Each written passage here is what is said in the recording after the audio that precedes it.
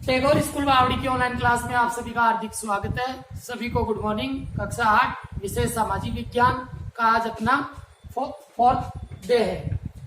Third class के अंदर अपन ने पढ़ा था मानव संसाधन विकास, यानी संसाधनों का विकास किस प्रकार से किया जा सकता है। जैसे मान लो अपन ने बात की थी, जैसे संसाधन बंद होते हैं लेकिन उनको जब काम में लिया जाता है, मनुष्य स्वयं किसी पदार्थ को अपने लिए क्या बनाता है, संसाधन बनाता है। अब वो किस तरह से अनुरूप बनाता है, जैसे प्रकृति ने अपन को जो भी दिया है उसको अपन जब काम में लेते हैं या उनके महत्व को समझते हैं, फिर वो अपने लिए लाभदायक हो तो वो मनुष्य स्वयं उसको निर्मित करके फिर क्या करता है, उसको मानव संसाधन या मानव निर्मित संसाधन बनाता है। इसी प्रकार अब कैसे इन संसाधनों का प्रयोग करेगा, तो उसके लिए जैसे किताब के अंदर आपके में बताया गया है कि इसके लिए शिक्षा, स्वास्थ्य और प्रौद्योगिकी 3 बातें इनका होना जरूरी है। अब अगर कोई अशिक्षित है तो उसको यही पता नहीं है कि ये पदार्थ अपने लिए लाभदायक है या नुकसानदायी, उसको पता ही नहीं है ये, तो फिर उसके उन उद्योगों को सम्मिलित करने के लिए या फिर उन पदार्थों को नवीकरणीय करने के लिए उद्योगों की आवश्यकता होती है और उनको विनिर्माण किया जाता है। उनकी जो रूप बदल दिया जाता है, जो कच्चा पदार्थ होता है या कच्चा माल होता है उसका रूप बदल दिया जाता है, फिर उनको काम में लेने योग्य बनाए जाते हैं। फिर इसके बाद में जो नेक्स्ट बिंदु है आज हमारी फोर्थ क्लास के अंदर जो आएगा वह है संसाधन संरक्षण, यानी संसाधनों का संरक्षण किस प्रकार से होना चाहिए, किस प्रकार से उनको बचाना चाहिए। आज जो प्रकृति ने हमें दिया है, कोई संसाधन तो सीमित मात्रा में है, किसी के अथाह भंडार है, तो जो सीमित संसाधन है जो बहुत कम मात्रा में है उनका अपन को क्या करना चाहिए, विवेकपूर्ण से क्या ढंग से उपयोग करना चाहिए। अब जैसे मान लो पेट्रोलियम है, प्राकृतिक गैस है, कोयला है, ये ऐसे संसाधन है जो आने वाली पीढ़ियां इनको नहीं देख पाएगी। तो उस पीढ़ियों की सुरक्षा या उनकी महत्वता को समझने के लिए अपन के जो वर्तमान स्थिति में जो ये संसाधन है उनका इस तरह से उपयोग करना है ताकि आने वाले समय में भी इनकी आपूर्ति की जा सके, इनकी कमी नहीं रहे।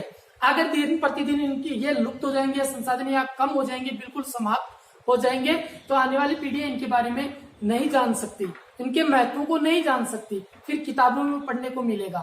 तो हर व्यक्ति का, हर मानव का ये कर्तव्य है कि इन संसाधनों का क्या करना चाहिए, अपन को संरक्षण करना चाहिए। अब ऐसा नहीं है कि जो केंद्र सरकार है, राज्य सरकार है या फिर दूसरे लोग हैं वही इनका ध्यान रखे, ऐसा नहीं।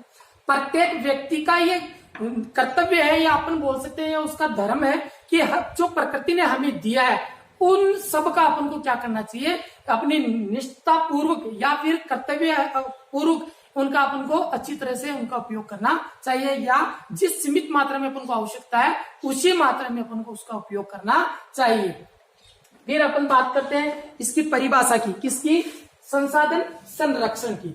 फिर आगे आपको और समझाता हूं। संसाधनों का सतर्कता पूर्वक एवं विवेकपूर्ण उपयोग करना और उन्हें नवीकरण के लिए समय देना संसाधन संरक्षण कहलाता है। अब ऐसा तो है नहीं कि कोई संसाधन है जो हमारे को मिल गया और वो कुछ ही दिनों बाद में वापस ही बन जाएगा। जैसे कोई सौर ऊर्जा, पवन ऊर्जा, ये थोड़ी है कि जिसको अपन ने आज काम में लिया, सूर्य का ताप बढ़ा, वापस विद्युत उत्पादित हो गई, हवा थोड़ी कम चल रही है, अभी अपने विद्युत काम में ली, लेकिन फिर बाद में हवाएं तेज चलती है तो पवन ऊर्जा के माध्यम से वापस उसको उत्पादित की जा सकती है। तो वो तो क्या है, वो तो वापस नवीनीकरण उसका तुरंत हो रहा है। लेकिन बहुत सारे संसाधन ऐसे हैं जिनके निर्माण में लाखों वर्ष लग जाते हैं, पता भी नहीं चलता कि कब उनका निर्माण होगा, तब तक तो बहुत सारी पीढ़ियां क्या हो जाती है, गुजर जाती है, अपन को पता ही नहीं चलता। आज जैसे मैं एक आपको उदाहरण देता हूं, जैसे मान लो मिट्टी है, आज तक कोई बता सकता है कि कब मिट्टी का निर्माण हुआ, कोई नहीं बता सकता। ये प्रकृति का नियम है कि एक मिट्टी का कण बनने के लिए उसमें लाखों वर्ष लग जाते हैं, तब जाके एक मिट्टी का कण बनता है। लेकिन ये अपन को पता नहीं चलता कि कब इस मिट्टी का निर्माण हो रहा है, क्योंकि ये क्रिया है। आज भी मिट्टी बन रही है, कल भी बनी थी और आने वाले कल में भी मिट्टी का निर्माण होगा।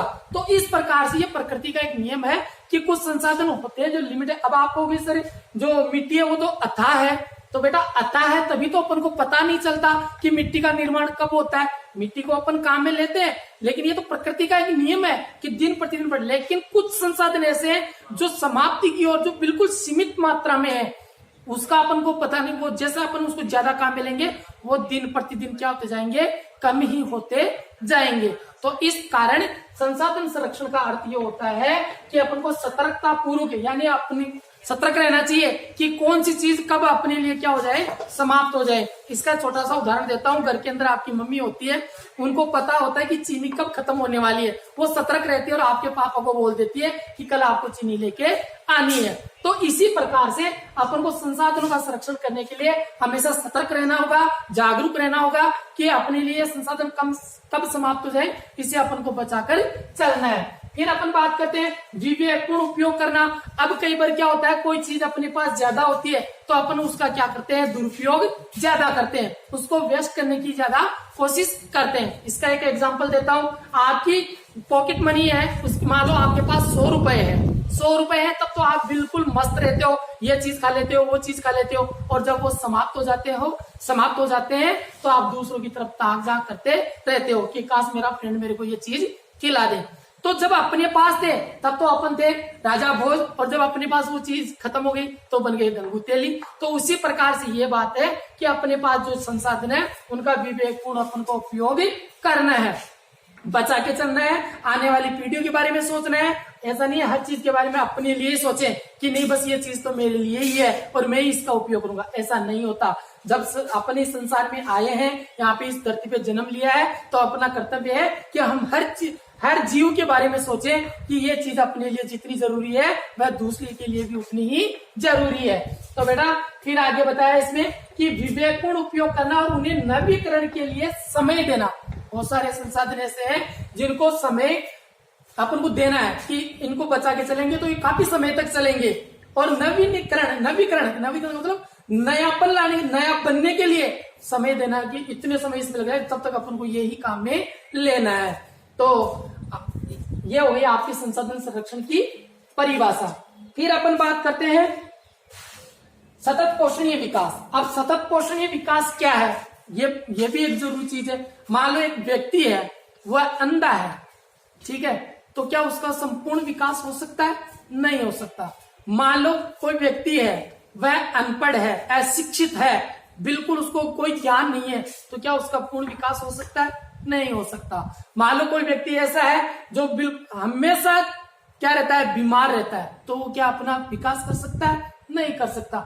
मान लो आदमी के पास सब कुछ, धन दौलत सब कुछ है, लेकिन प्रकृति की कोई कमी ऐसी रह जाती है कि उसके पास वो चीज नहीं है या उसकी आवश्यकता उसकी पूर्ति नहीं हो रही है, तो क्या वो अपना पूर्ण विकास कर सकता है? नहीं कर सकता।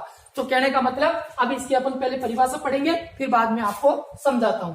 संसाधनों का उपयोग करने की आवश्यकता और भविष्य के लिए उनके संरक्षण में संतुलन बनाए रखना सतत पोषणीय विकास कहलाता है। मान लो मेरे पास सब कुछ है, आज मैं पैसे वाला भी हूँ, जमीन जगह सब कुछ है मेरे पास, लेकिन जैसे वाला मैंने आपको पहले उदाहरण दिया था कि एक पे कोयला है, मेरे पास उद्योग है, उद्योग चलाने के लिए मेरे को मालूम उद्योग कोयले की आवश्यकता होती है। जब कोयला ही नहीं मिलेगा मेरे को तो मैं उद्योग स्थापित कर सकता हूँ। आप कहोगे सर विद्युत है, विद्युत के माध्यम से आप उद्योग चला सकते हो।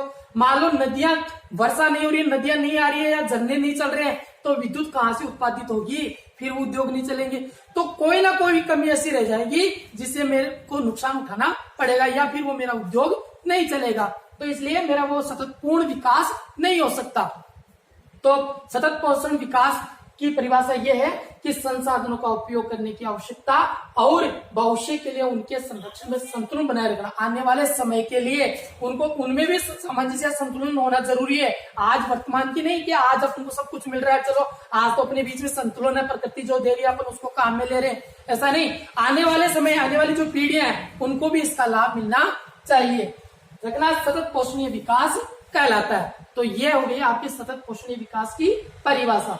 आज अपन ने पढ़ा संसाधन संरक्षण, सतत पोषणीय विकास, ये दो की परिभाषा हो गई। फिर अब जैसे मान लो आज आपका क्या हो गया, फर्स्ट जो लेसन था वह क्या हो गया, समाप्त हो गया। अब इससे आपको सीख क्या मिलती है? जैसे मान लो 5 बच्चे हैं क्लास के अंदर, मैं नाम बोलता हूँ, जैसे मान लो कोई भी आपके पास, जैसे मान लो 8th क्लास के अंदर अभी मैं बात करता हूँ, जैसे कंचन, और मान लो जैसे आदित्य, और जैसे मान लो सुमन, और 4-5 बच्चे हैं मान लो, भाई जब 5-4 महीने हो गए तो इसलिए मतलब आपका नाम याद नहीं आ रहा, एकदम से भूल गए, और जब आप बताइए तब तुरंत नाम याद आ जाता है। 5 बच्चे हैं तो 5 बच्चों को क्या करना चाहिए, जैसे मान लो आपको अलग अलग नियम, जैसे मान लो आपका क्या एक वाक्य होना चाहिए, जैसे मान लो आज से मैं पानी को बचाऊंगा, एक को ये सोचना नहीं मैं आज से ना विद्युत को, मेरे घर के अंदर विद्युत है उसको मैं बचाऊंगा, जैसे कमरे की लाइट ऑन रहती है उसको तुरंत जाके बंद कर देना। जैसे मान लो कोई बच्चा सोच रहा मैं पानी को बचाऊंगा, तो पानी अगर व्यर्थ बह रहा है तो उसको जाके रोकना। या फिर कोई बच्चा है सोच मैं आज से पेड़ लगाऊंगा, प्रकृति के अंदर जो पेड़ों की संख्या दिन प्रतिदिन क्या होती जा रही है, कम होती जा रही है, 1% कम होता जा रहा है, तो मैं हर साल प्रत्येक साल एक पेड़ जरूर लगाऊंगा और उसकी देखभाल करूंगा। तो बहुत सारी बातें ऐसी है, अगर एक बच्चा अपने जीवन में एक बात को उतार लेता है तो धीरे धीरे ये परिवर्तन काफी सुधार कर जाता है। तो इसी का यही अपने पास एक सारांश है कि हर व्यक्ति को एक ना एक बात को ऐसी अपने जीवन में उतारनी चाहिए जिससे आने वाले समय पे हर संसाधन की पूर्ति हो सके। वीडियो देखने के लिए धन्यवाद।